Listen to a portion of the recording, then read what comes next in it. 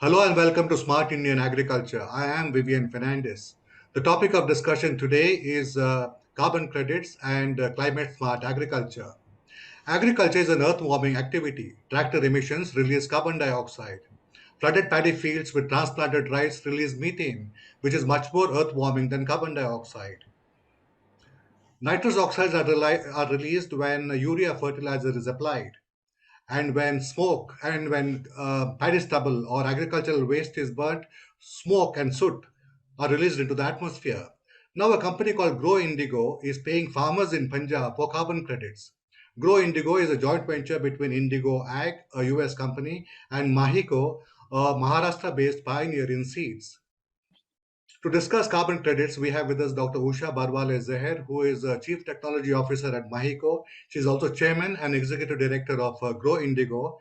Also with us is Dr. Umang Agarwal, who is Head of Carbon at Grow Indigo.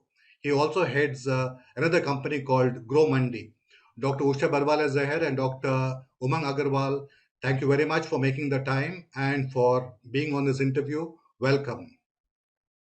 Thank you very much, Mr. Fernandes, for having us today. Dr. Barwale-Zehr, what is the idea behind paying farmers for carbon credits? Great. Thank you very much for asking us to join you in the conversation around carbon in general, and regenerative agriculture, I would say, is the more relevant point that I would like to emphasize on. So what we had been thinking about is how is it that we look at agriculture differently? How is it that we do agriculture differently? And to that effect, what kind of opportunities do we create for the smallholder farmers that we serve? And to this effect, the whole idea of the carbon program came about and Mahyco and Indigo Ag came together to form the new company, and carbon is one of the components in that company. Here, our first focus is actually around getting an incentive to the farmer, which creates a parallel stream of income for them. So in a sense, they will actually be cropping for carbon. Carbon becomes a crop rather than just something that you can't see, you can't feel, and we put the burden on the farmer. So the idea is that how do we create an opportunity for them to earn additional money by doing regenerative agricultural practices? And this is the program that we have launched in Punjab, Haryana, and NCR. And I'll let Umang talk about it in more detail. But when the carbon credit is generated, that is when the carbon credit will be sold, and then the farmer will get income. So Grow Indigo, in that sense, actually only facilitates the transaction of the carbon credit which is generated on the farmer's field. We deploy technology for verification, validation, which then gets the carbon certificate issued. So I'll stop here for a moment, and maybe Umang can describe or... I'll come to Dr. Agarwal later, but I would like to ask you, what is the rate you're paying the farmers? And, how much of carbon do you expect to be, carbon dioxide or equivalent, do you expect to be averted or captured? So the price of the carbon credit is a little too early to tell as to what it is. So we are not making any payments upfront. So that's one thing. The price of the carbon credit has been ranging between $15 to $37, the last transaction that I have seen. So when the carbon credit is generated and it's ready for sale, that is when we will actually know what is the price of the carbon credit and what the buyer is willing to pay for it. So I don't want to make any claims today to say that I will give X amount of money to the farmer, but really the market forces will decide on what it is that we'll do. So looking at the rice ecosystem, we expect that we will be able to, just with two practice changes, that we would be able to generate at least one carbon credit or 1 ton of CO2 equivalent could be mitigated per acre. Okay, so at least 1 ton of CO2 equivalent will be mitigated per acre. Yes. Dr. Agarwal, what are the kind of practices that farmers have to adopt to avert emissions or to capture carbon in the atmosphere? Yeah, right. So again, thank you, Mr. Fernandes, for having us here to talk about this. So to answer your question, I mean, there are about 7 to 8 different practices that we would promote over time. But to start with, we've started with two practices in the rice wheat system. One is moving from transplant rice, which requires flooding of rice fields, to direct dry seeding of rice. Which has been shown and proven to reduce methane emissions. The other practice that we are focusing on at the start is moving to no-till, which is by the use of happy seeder and retaining the crop residues into the fields itself. So these are the two practices that we start with, and then managing nitrogen more efficiently and water more efficiently will be some of the practices going forward, introducing biologicals, so on and so forth. Mhm. So, how do you try to save on nitrogen? Are you asking farmers to follow the wheat rice cycle to also plant a short duration crop of mung bean? Because mung bean is So, a legume and it sequesters nitrogen in the soil in the so form of as per nodules. our right, so as per our calculations, if you take a rice wheat conventional rice wheat system right now, a farmer earns, let us say, about with 2 crops per hectare, the earning is around 2 lakh rupees, right? If you could ideally move from rice to maize, particularly in water stressed regions like Punjab and Haryana. And that would also give you a window to plant moong as a crop, right? And that would, you could see almost a 15% increase in the gross revenue that a farmer sees, increasing from 2 lakh rupees to 2 lakh 30,000 or so, right? Additionally, there would be two more things that the farmer would gain. So they would save on input costs, which would reduce, and they would earn an additional carbon income. So the net benefit on carbon, or the farmer income that you will see, would be to the tune of about 30%. So Mhm. you're right. The prac- Moong could be introduced.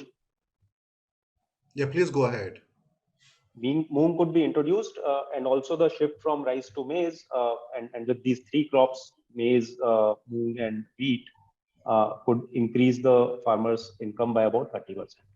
Mhm. Now, retaining paddy stubble in the field, practicing no-till wheat planting, as well as direct seeded rice without transplanting without flooding the fields. These are also the practices that are recommended for averting the burning of stubble in Punjab. So, conservation agriculture, you are saying, lends itself to carbon credits. Right. So what happens is, you want to build the carbon in the soil, right? And one of the levers to do that is to leave the crop residue in the field itself. So what we are, the practice change that we are promoting is to leave the residue in the field and not till the land. And of course, not burning the crop residue is a side effect of that, right? So it's in a way same, two sides of the same coin. Mhm. Just So, to Dr. add, Barwa, yeah, sorry, just to add to that, conservation agriculture has been around for many, many years. But the one of the reasons why the adoption of these practices has been less than what we desired is because there has been no incentive for the farmers. So what we are saying with the carbon program is that you now you're not doing the practice because it is good for everyone at your cost, but we are saying that you do this because you will earn additional income, and at the same time it brings benefits to the society. mhm. So you're paying farmers for the environmental services they are rendering. Yeah, absolutely, that's one way of looking at it. Mhm. How many farmers have you managed to rope into this initiative?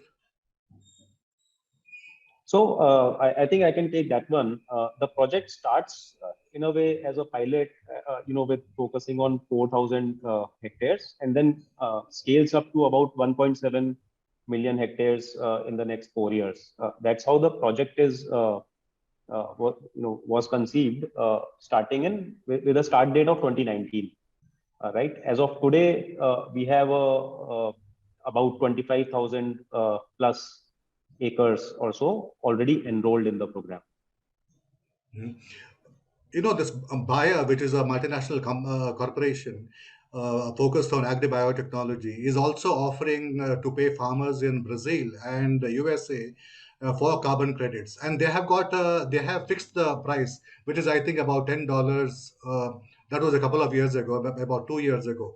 Don't you think that you should fix the price so that farmers know what they're going to earn at the end of the crop cycle, at least to give them an assurance of the income they're going to earn? Dr. So, Barwale-Zehr?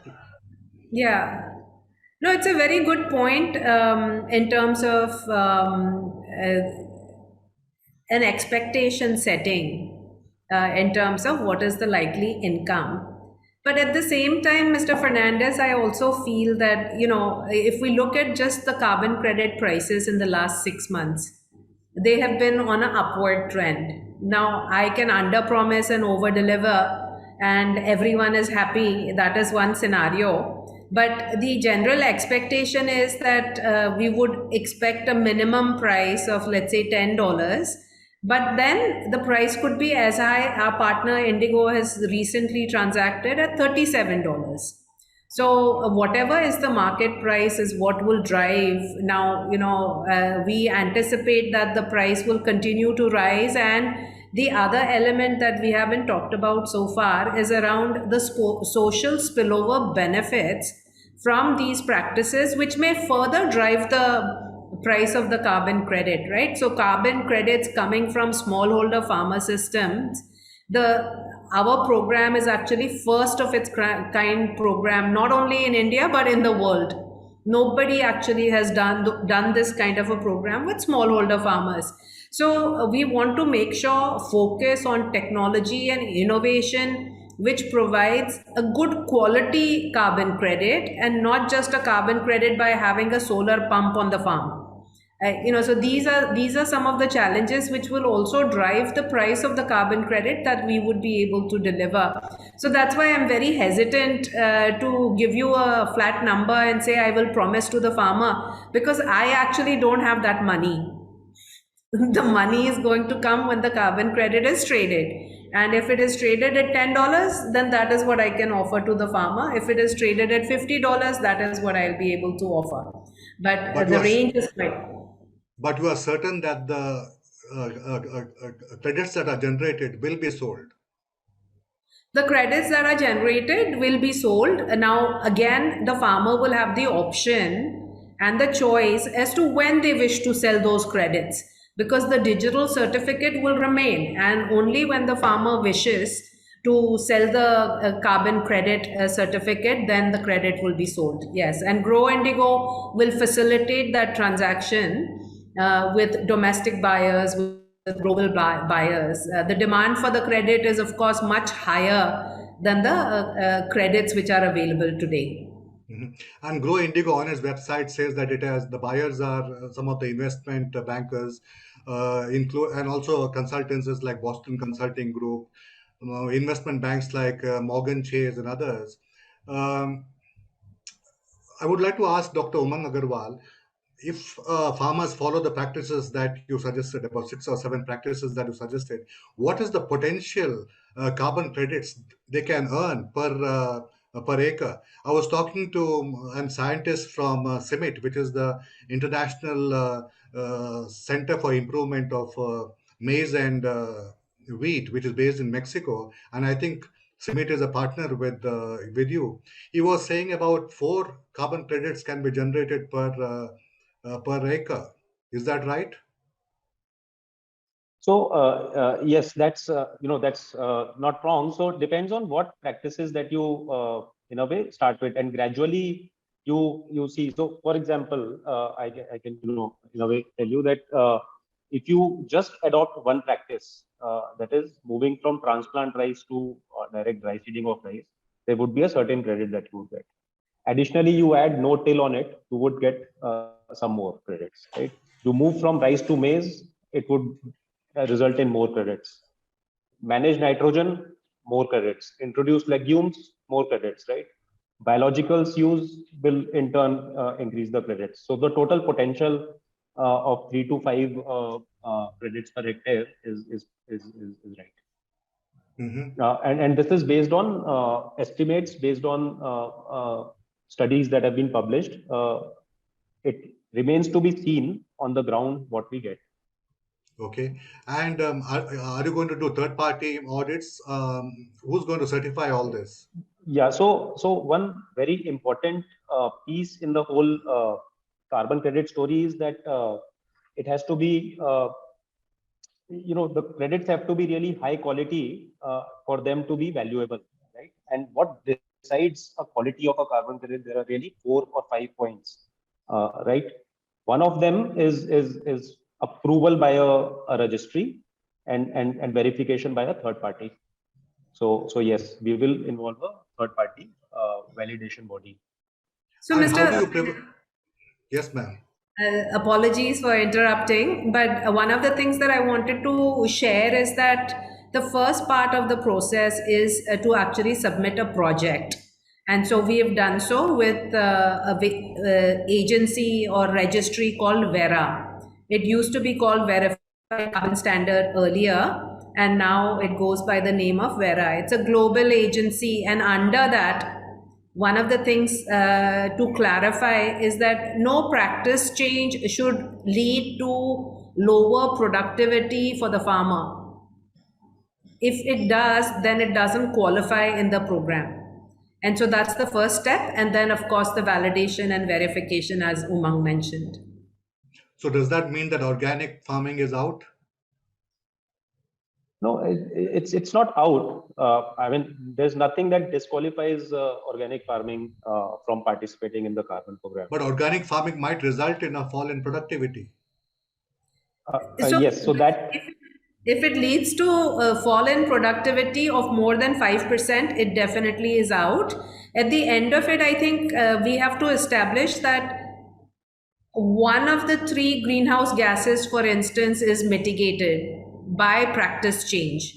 So if organic farming does that, then it certainly is in. If it doesn't do it, then it's out. And I think that's the basis rather than whether it's organic or not. And what kind of interest have the governments of Punjab and Haryana and Delhi shown in this? Are they partners in this program? So with government of Punjab, through our partner, we've been able to enter into in a way an agreement, in which we have some support on the ground with respect to enrollment of farmers, and that started last year, right? With government of Haryana, we are still in talks. That is where the ball is right now. Mm-hmm. And how do you prevent double counting of carbon credits? For example, we generate the carbon credits here, we sell them to buyers in the US. How do you prevent both India and the United States counting the same credits, in their national commitments? So as of now, agriculture is not in the national commitments that India has, number one. The other is, clarity with respect to Article 6 in the Paris Agreement is still evolving. And is there a clear policy and guideline out there? It is not there right now. So sorry, please.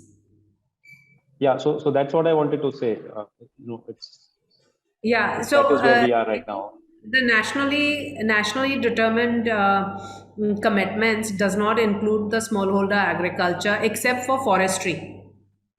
So forestry is counted in that. So this is actually a win-win situation for everyone, because the government does not include this in their commitment. So this is additional, which the government can report on, but does not count towards their commitments. That's one.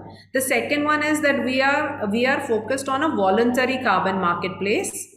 right? So it's not related to compliance, which again then goes into the NDCs, which is there. So I think there is good opportunity for generating additional income for the smallholder farmers. And if you really do the calculations, carbon actually could become the fifth largest crop in the country.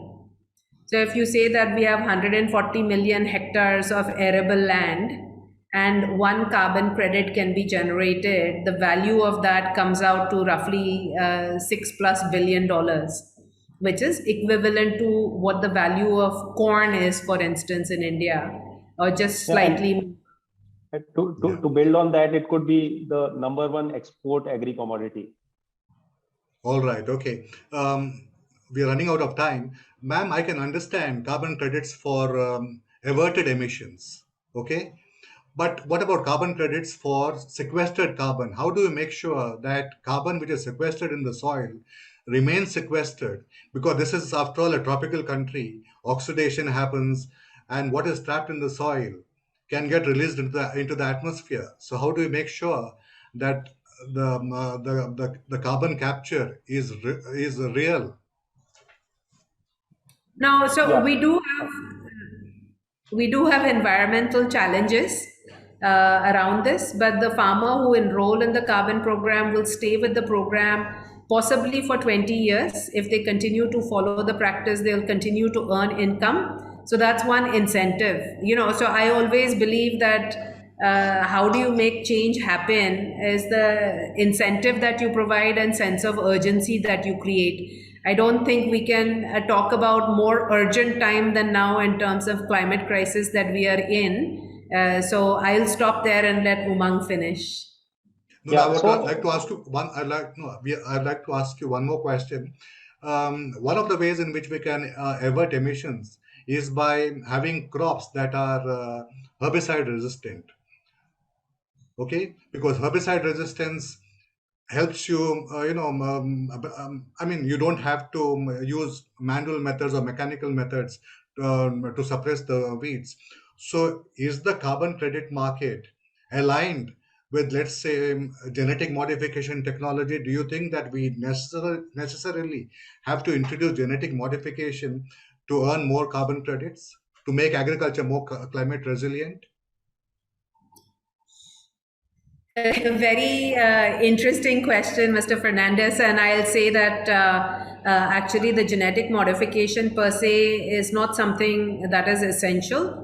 But what I would say is technology around weed control definitely is a useful mix in terms of how the farmers will manage their crops when they go to a no-till wheat system or a direct seeded rice system. So given this, it becomes a very important a technological intervention in the carbon program, but it's not a prerequisite, but helps with the carbon credit generation.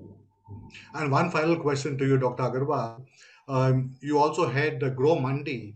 Now, are these farms going to be geotagged, and are you going to sell the produce to those who are willing to pay a premium for low carbon agricultural produce? So that is where we would want the market to evolve. So for example, if you see most of the companies, you take from beauty, L'Oreal, right, fashion, Zara, or whatever, all companies are aligning their, in nutrition it is Nestle, PepsiCo. They've been aligning their supply chains to meet their sustainability goals, and they have their own voluntary commitments. Someone wants to be net zero by 2030, 2040, right? And so, for example, to give you a quantified perspective, a kilogram of wheat coming out of the carbon program that we run in Haryana and Punjab would reduce about 300 or more grams of CO2 from the atmosphere, right? And it would be equivalent to 35,000 LPG cylinder worth of fresher air, right? So that's 1 kilogram of wheat. I think it's a wonderful marketing opportunity for consumer packaged good companies to capitalize on this, right? Not just to learn on how to reduce their footprints across the supply chain, but also to I think it can become a wonderful marketing tool as well. And just to add to that, also is that all of our farmers who participate in the carbon program are geotagged. They are, we have technology, remote sensing technology that we deploy to validate that the material that will come from those farms is grown using sustainable practices. And this is a communication effort that we will undertake for sure as we go forward. On that note, Dr. Usha Barwale-Zehr and Dr. Umang Agarwal, thank you very much. It was a very interesting conversation. I have many more questions, but of course, I'll refrain from asking them right now. Maybe we'll have this conversation once again after a few months. Thank you very much for joining us.